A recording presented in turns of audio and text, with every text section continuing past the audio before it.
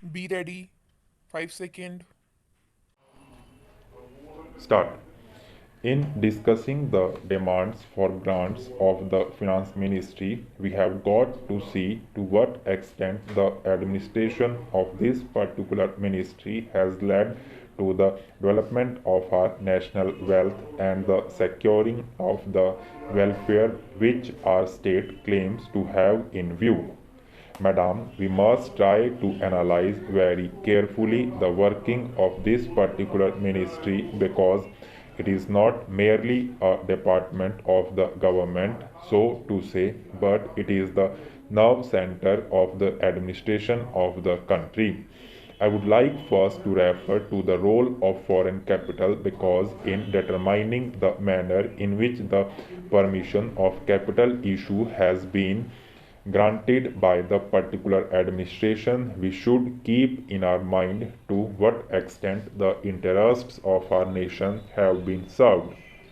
I fully endorse the statement which the previous speaker has made so far as repatriation of the investment made by the foreigners and of profits are concerned. We have dealt with this topic quite a large number of times, and I do not want to reiterate anything apart from only supporting what the honorable member who just now spoke said. I would now like to deal with the investments of foreigners in India.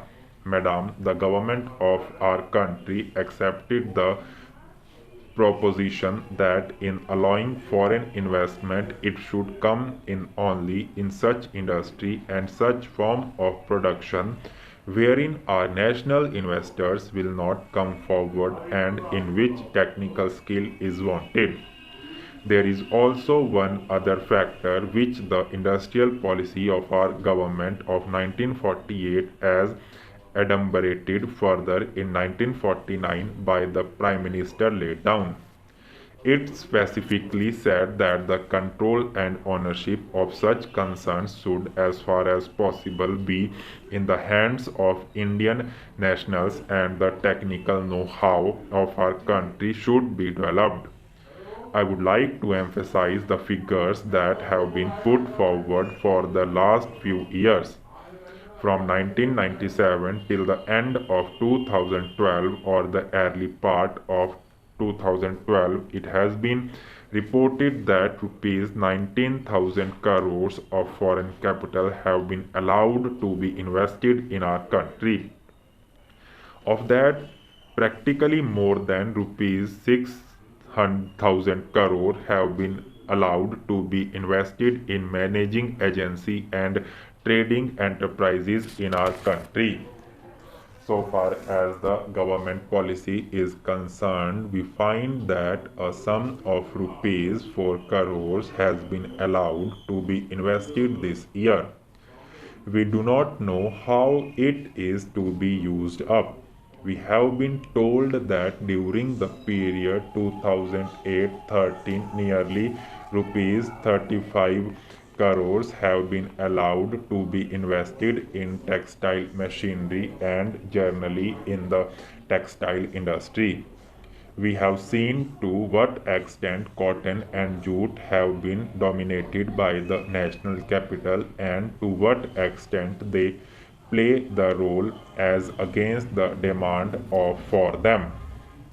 We know further what the government is doing in regard to these industries and how the Indian counterpart in these industries are behaving.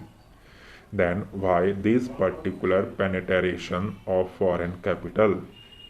Even in regard to the expansion scheme, we find that paints, soaps, electric fans, and machine tools are some of the industries where the government has allowed foreign investment to establish or expand their factories.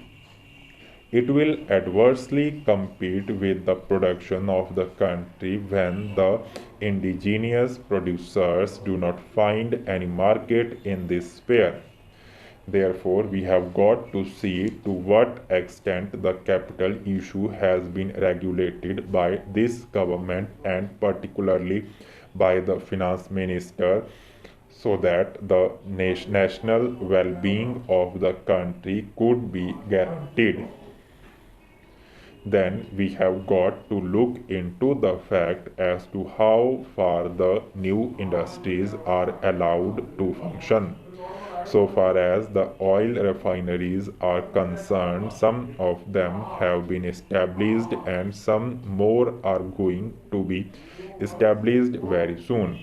In the control of the administration, the Indians have no share. There are only preference shareholders and they have no voice in the management. So far as the administrative aspect in this industry is concerned, the most important part of it is the technical know-how. They do not guarantee that they will train the Indians. That means they say even after 20 years we will have to face the problem of the know-how in respect of the oil refineries. I do not know why the government are showing softness to foreigners in this matter.